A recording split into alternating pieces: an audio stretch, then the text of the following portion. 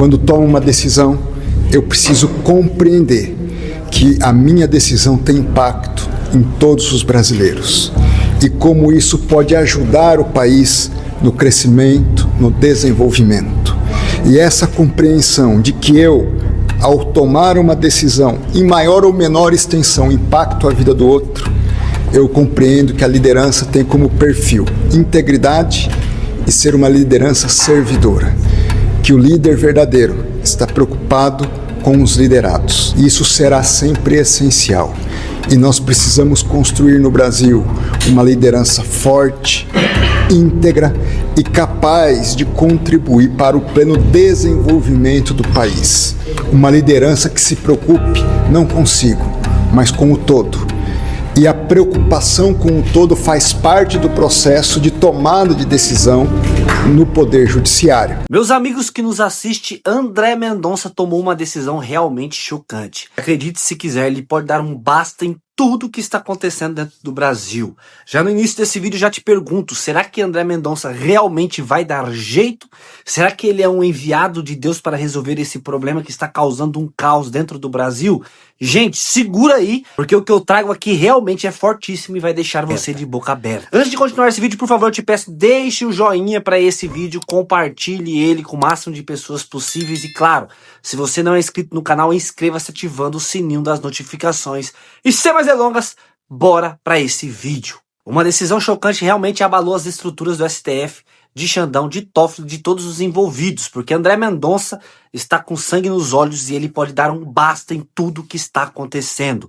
O que eu vou mostrar aqui nesse vídeo realmente é forte, então sem mais demora, sem mais delongas, bora reagir a esse vídeo comigo agora. Quando tomo uma decisão, eu preciso compreender que a minha decisão tem impacto em todos os brasileiros. Porque até o momento nós estamos num dos dias mais trágicos, para não dizer dramáticos, da história da República Brasileira, diante dos fatos que vêm acontecendo.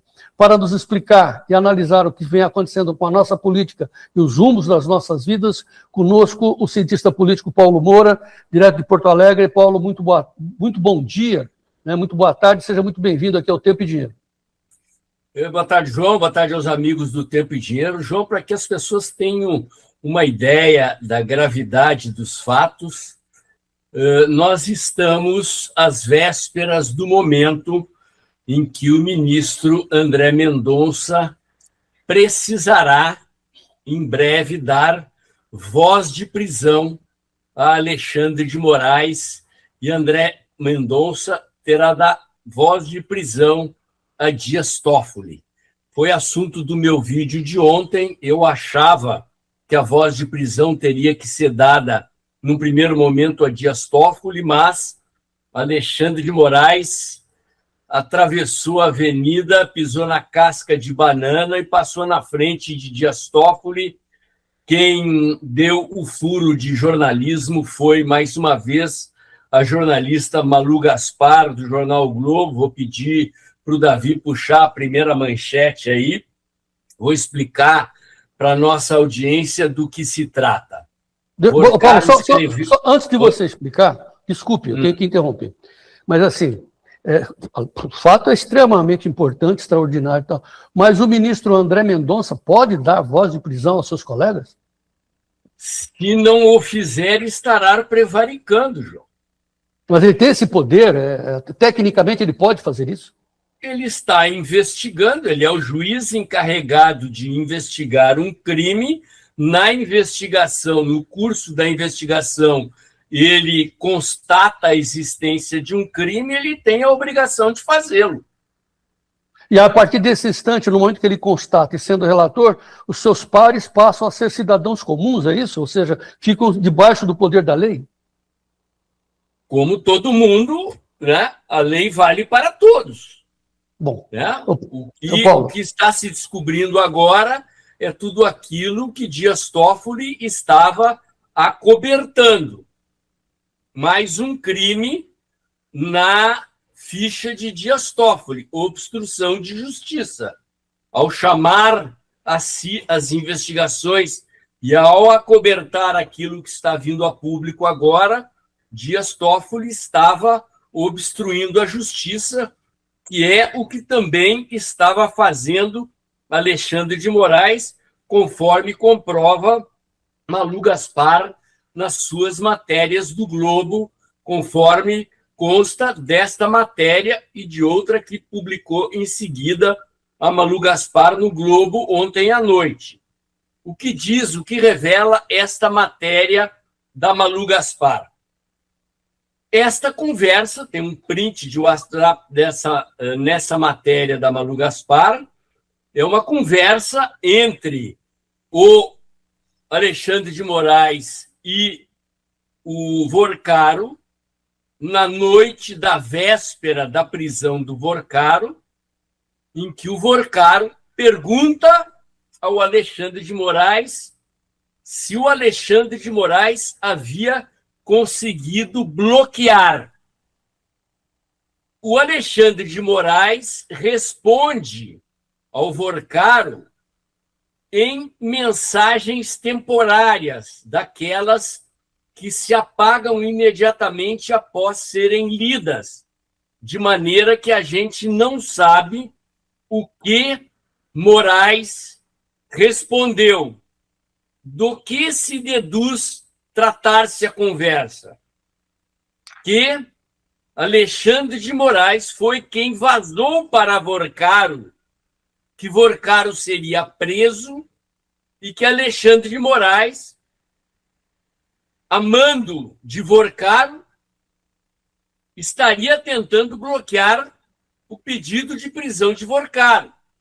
Vamos lembrar o contrato de 129 milhões de Vorcaro com o escritório de Dona Vivi, esposa de Alexandre de Moraes, em relação ao qual não consta absolutamente nenhuma atividade de Dona Vivi em favor de Vorcaro, e agora se constata esta e outras atividades de Moraes em favor de Vorcaro. Ou seja, Alexandre de Moraes estava operando a favor de Vorcaro. Lembrem que Vorcaro foi preso no aeroporto, tentando fugir para Dubai. Então, não há provas materiais, dado que as mensagens de Alexandre de Moraes eram temporárias e foram apagadas. As respostas de Alexandre de Moraes para Vorcaro foram apagadas. Mas deduz-se que Alexandre de Moraes estava operando para tentar anular o pedido de prisão de Vorcaro e que ele teria avisado Vorcaro sobre a prisão. Teria sido ele quem vazou para Vorcaro que ele seria preso. Tudo isto é dedução, em princípio, não é prova. Porém, Malu Gaspar, jornalista experiente, jogou essa isca, causou alvoroço na imprensa, nos meios políticos, nas redes sociais. Ontem à noite estava em polvorosa o ambiente político e as redes sociais, quando ela publicou uma segunda matéria mais profunda, mais detalhada, na qual ela revela outras conversas entre Vorcaro e Alexandre de Moraes, estas sem que Alexandre de Moraes tenha delatado os conteúdos, com diálogos mais prolongados, nos quais Alexandre de Moraes aparece operando a favor do Banco Master, operando como lobista do Banco Master a favor da venda do Banco Master para o BRB, praticando advocacia administrativa, praticando tráfico de influência, praticando, portanto, crimes a partir de agora comprovados e passíveis de prisão. Há, portanto, a partir de agora, provas materiais que o senhor Alexandre de Moraes cometeu crimes. Tá. E considerando-se que, entre outros, eram estes os conteúdos das provas que Dias Toffoli estava sabendo e abafando quando impediu que a Polícia Federal tivesse acesso a essas provas, quando tentou reter essas provas de posse do STF, sob pressão, passou essas provas para o controle apenas da Procuradoria-Geral da República. Paulo Gonet está comprometido também, como aliado de Alexandre de Moraes, de Gilmar Mendes e de Dias Toffoli. Depois, restringiu a perícia dessas provas exclusivamente a 4 peritos indicados apenas por ele. Está comprometido em obstrução da justiça, crime. Portanto, Alexandre de Moraes e Dias Toffoli estão passíveis a receber voz de prisão a partir de agora. Situação gravíssima, João, gravíssima. Estamos diante de uma das maiores crises políticas da história da República e às vésperas de assistirmos fatos históricos de grande magnitude, com pedido de prisão de membros da Suprema Corte solicitados por um outro membro da Suprema Corte. Deus queira que André Mendonça esteja à altura desse desafio histórico, dessa missão, que eu chamo de uma missão divina que recaiu sobre os ombros dele.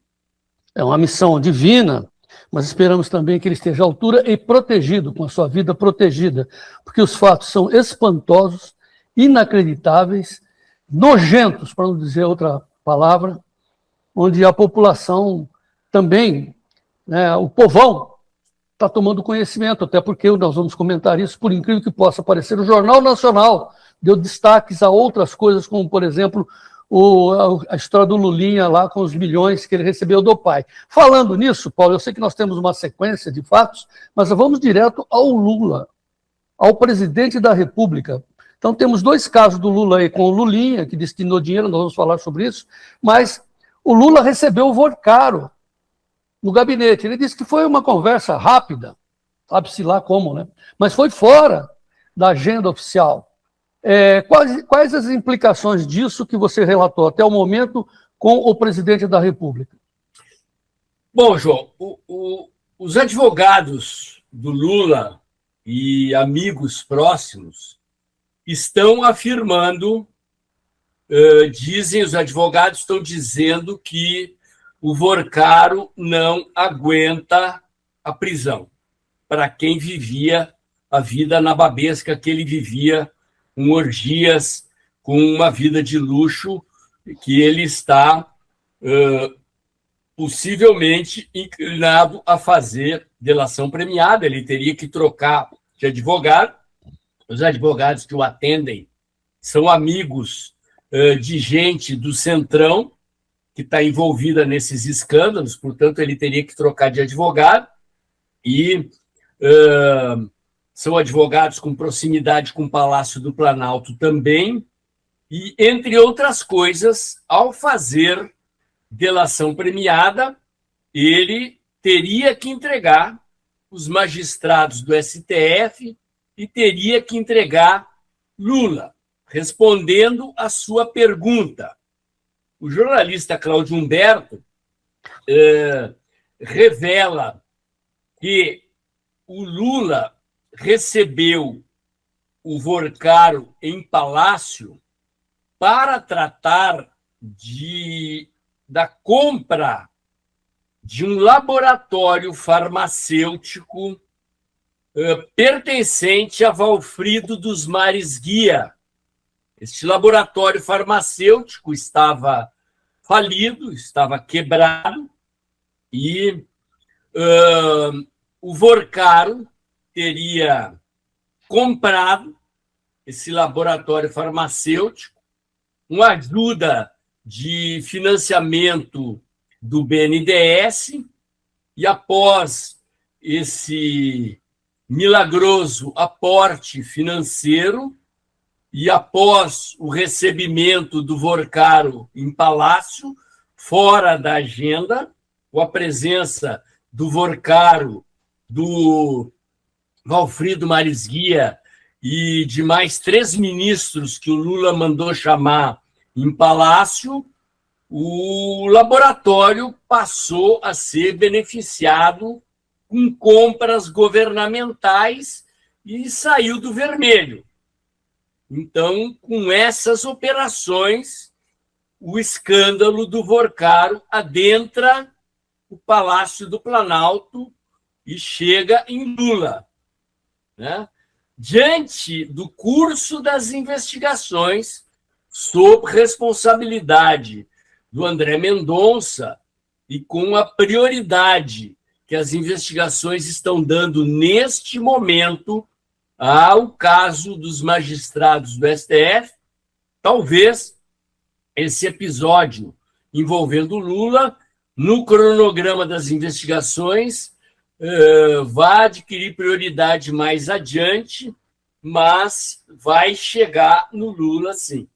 Só para completar, eu sei que você está dando a ordem cronológica das coisas, mas lembre-se, né, nós estamos relembrando aos nossos amigos telespectadores que o Vorcaro esteve com o Lula e disse no seu celular, que essa é a grande história, né, o fio da meada está no celular, as revelações, que ele conversou com o Lula a respeito de soluções financeiras para o Banco Master, que Lula teria falado que não iria, enfim, deu uma explicação oficial, né, que acredite quem quiser, mas a explicação oficial. Mas houve, sim, essa ligação entre Banco Master, Vorcaro e Lula lá no gabinete. É isso, né, Paulo? Mas depois a gente volta... Houve 4 reuniões fora da agenda com Lula e Vorcaro.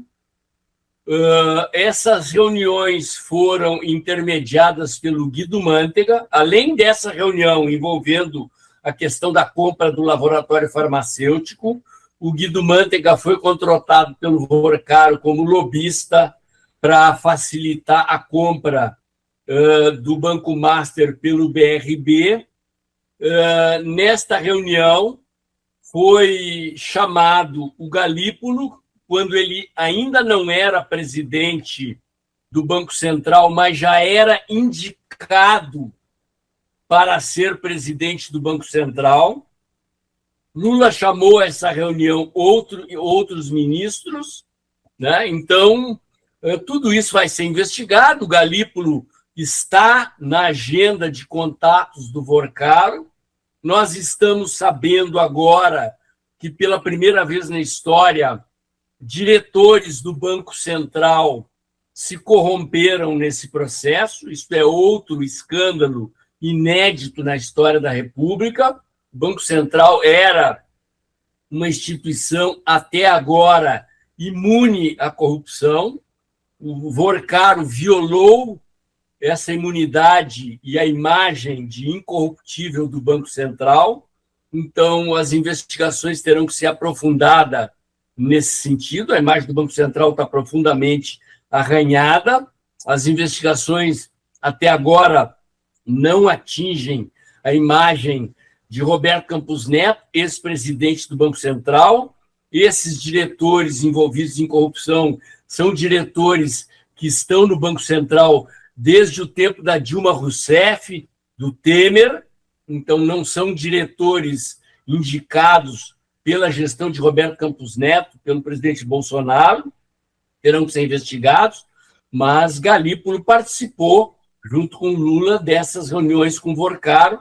Tudo isso as investigações vão ter que investigar, vão ter que revelar e ver até que ponto outros personagens estão envolvidos nessas tentativas de salvar o Banco Master da liquidação.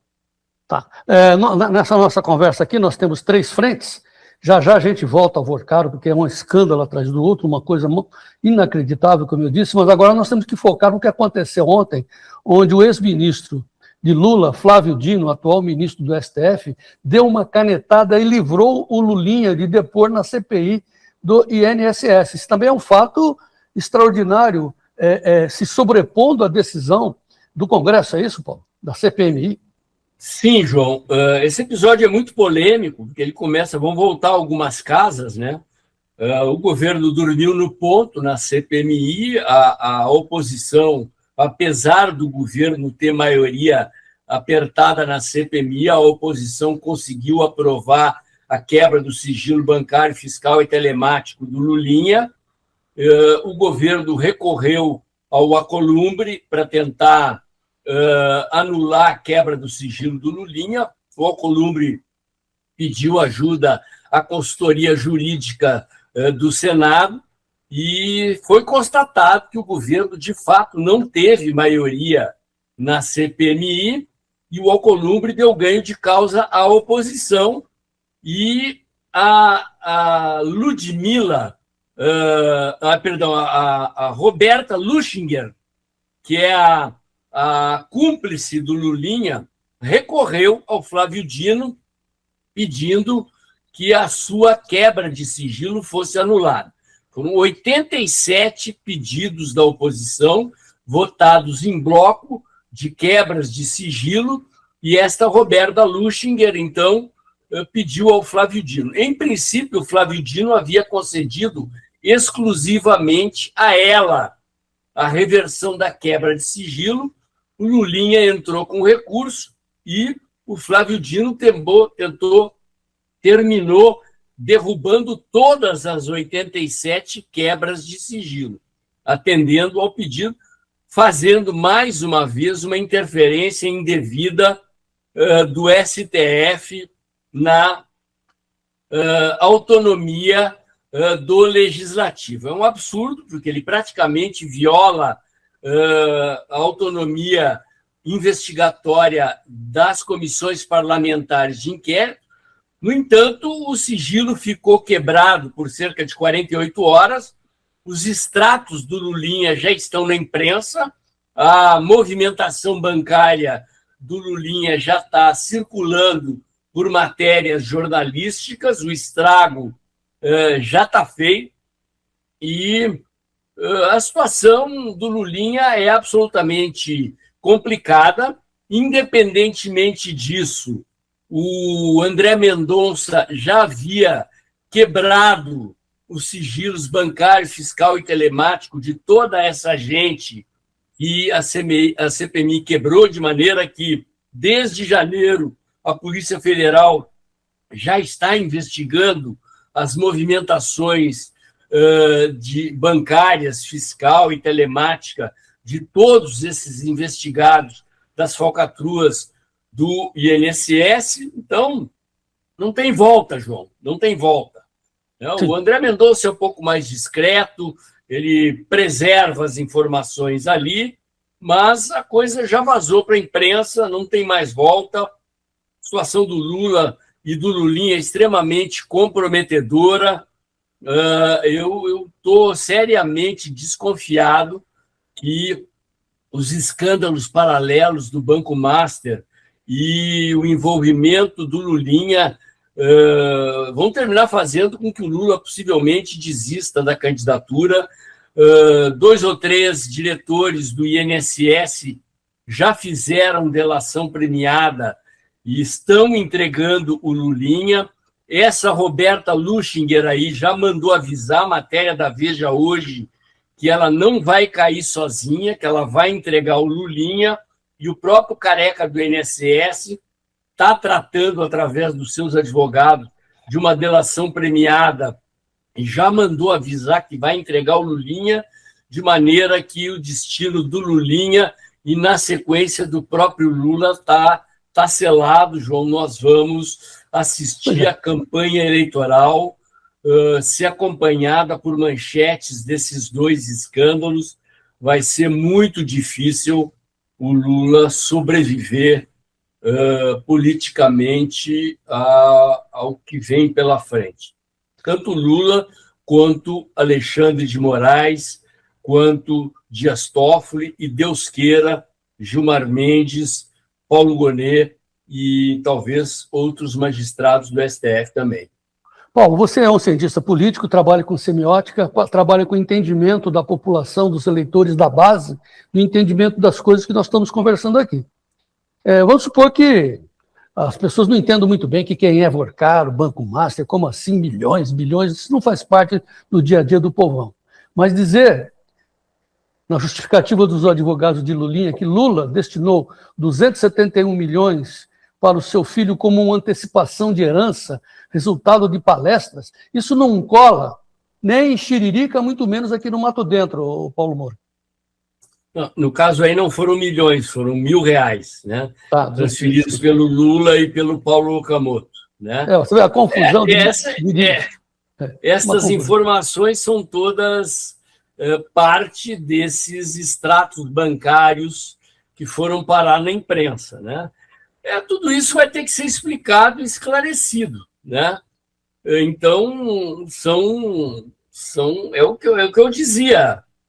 As informações começam a circular pela imprensa e os advogados agora do Lulinha vão ter que explicar, o Lulinha vai ter que se explicar, vai ter que sentar perante a Polícia Federal, Deus queira que talvez perante a CPMI, e dar suas explicações sobre o inexplicável. E, João, eu quero te dizer o seguinte, a oposição está fazendo o seu papel, a imprensa, felizmente, abriu os olhos, está fazendo o seu papel, e a população está entendendo, sim. A gente observa claramente, nós temos um termômetro da opinião pública, que é aquele lulômetro lá, aquele tracking diário publicado pelo antagonista, que é uma pesquisa, uma técnica de pesquisa que se presta exatamente para isso, uma técnica de pesquisa muito usada em campanhas eleitorais para medir o impacto do noticiário e o impacto, no caso das campanhas eleitorais, da propaganda eleitoral na percepção da opinião pública. E o que eu tenho observado é isso. Cai a bomba no noticiário e 24 horas, 48 horas depois, aparece ali a reação negativa na imagem do Lula, a desaprovação do Lula, cresce a boca do jacaré, como a gente costuma dizer, da desaprovação do Lula comparada com a aprovação, aparece ali. Meus amigos, depois de tudo isso que você viu aqui, você acredita que André Mendonça pode ser a peça-chave para dar um basta em tudo o que está acontecendo em Brasília, no STF e em tudo também que já aconteceu? Comenta aqui abaixo nos comentários. E você vai votar em quem em 2026? Flávio Bolsonaro? Comenta 22, deixa a tua opinião aqui, é claro, e bora torcer para que tudo isso se resolva. Deus abençoe você e a tua família. Fica com Deus e até o próximo vídeo, se Deus quiser. Fui!